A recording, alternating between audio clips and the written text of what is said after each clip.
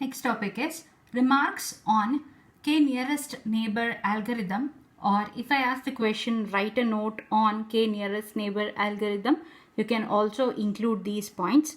Or if I ask the question what are the advantages of an k nearest neighbor algorithm, you can write this. There is also an advantage and there is also a disadvantage. So you will come to know here.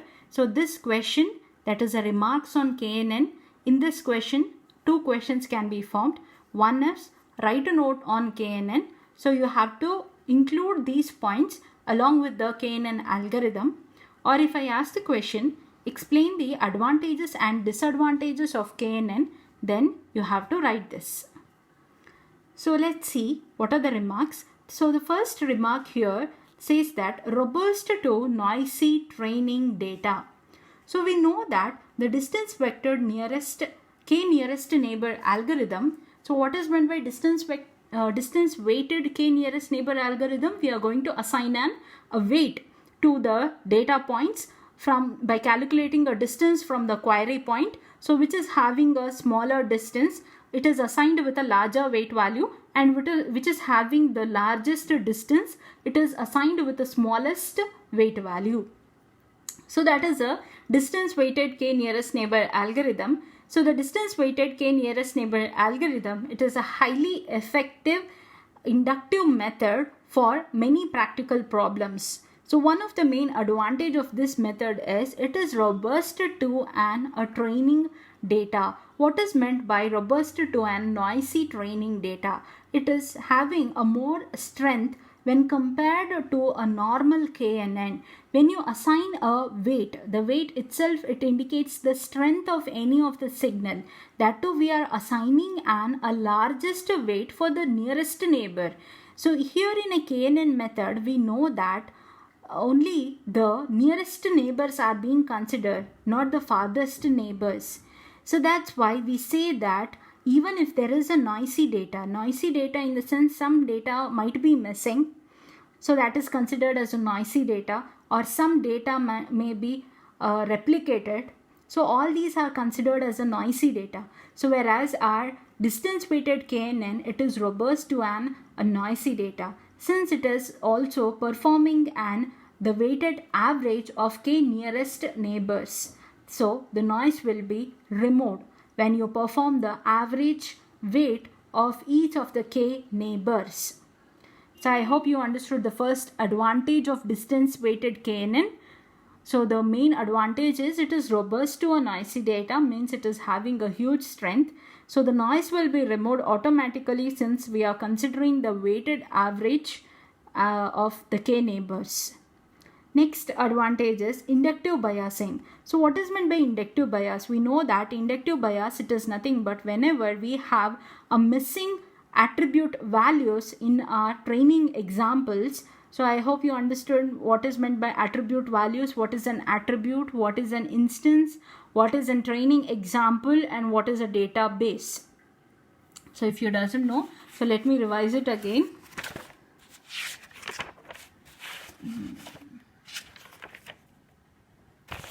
So if I consider this as a database, so this is sky, air temperature, all these are my attribute. Inside what you have, that is sunny, warm, all are attribute values.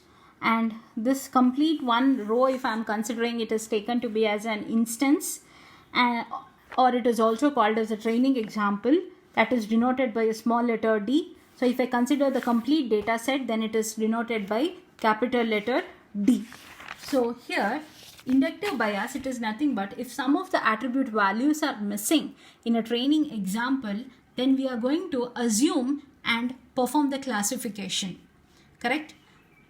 So that is an inductive biasing method. The same way here in KNN also, the classification of an instance or the query, it is similar to the classification of other instance by calculating the Euclidean distance. So here we are going to calculate the Euclidean distance, and the same way we are going to assume the things and perform the classification. Next is curse of dimensionality. So it is one of the drawback of a k nearest neighbor algorithm. Let's see what is that. Suppose if we are considering a k nearest neighbor algorithm to a problem in which the instance here, it consists of a 20 attribute values, but mainly we need only 2 or 3 attribute values which are relevant to us, whereas all the other attributes are irrelevant to us. At that time, calculating a distance, that is a Euclidean distance, for each of the 20 attribute values or 20 data points from the query points, it is going to take time and it is an irrelevant approach. So that is called as curse of dimensionality. So curse of dimensionality is nothing but means, suppose you have large number of data points or an attribute values, out of which only less number of attributes are relevant to you and it is helping for the classification, or it is a nearest neighbor to your query point, but you have 20 such attributes, but you have to calculate the Euclidean distance of each of the data points or the attribute values from your query point, and this is going to take a time, huge time. So it is called as a curse of dimensionality. Now how to overcome this problem? So this problem, it is overcome by calculating the distance and thus assigning the weights. So when you assign a weights and then calculate a distance, then it will be helpful for us. Since we know that we are going to assign the weights only for the nearest neighbors, that is a larger value, whereas a smaller value for the farthest neighbors. So when we assign this weight for the nearest neighbors by calculating a distance, so it is not necessary for us to calculate the distance, that is a Euclidean distance of the farthest point. So this method can be used, and one more method that could be used, it is a cross-validation approach. In a cross-validation approach, we are going to stretch the axis in an Euclidean space, that is shortening the axis that corresponds to an less relevant attribute values, whereas lengthening the axis for the more relevant attribute values. We know that the more relevant attribute values will be near to us, correct? So we are going to lengthen our axis at that point. So the amount by which each axis should be stretched can be determined automatically by using a cross-validation approach. Now which axis to lengthen or which axis to shorten, that approach is called as cross-validation approach. In a cross-validation approach, we are going to multiply each of our axes by some scaling factor. So we know that what is meant by a scaling factor. The second alternative to this we can use is completely eliminating the least relevant attributes from an instance space. So curse of dimensionality, it is nothing but you have a 20 such irrelevant attributes, out of which only 2 attributes is relevant to you. So in order to we are going to calculate a Euclidean distance for each of the data points or the attribute values, that is going to take much time. So that is called as a curse of a dimensionality. So that can be overcome by assigning the weights and then calculating the distance.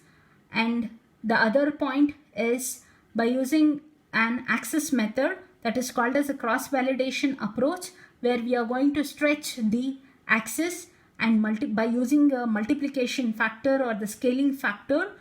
Next, the third alternative method is completely eliminating the least relevant attributes. So these are the 3 remarks on distance weighted KNN. So first one is an advantage, second one is an advantage, whereas a third method, it is one of the disadvantage, but that also could be overcome.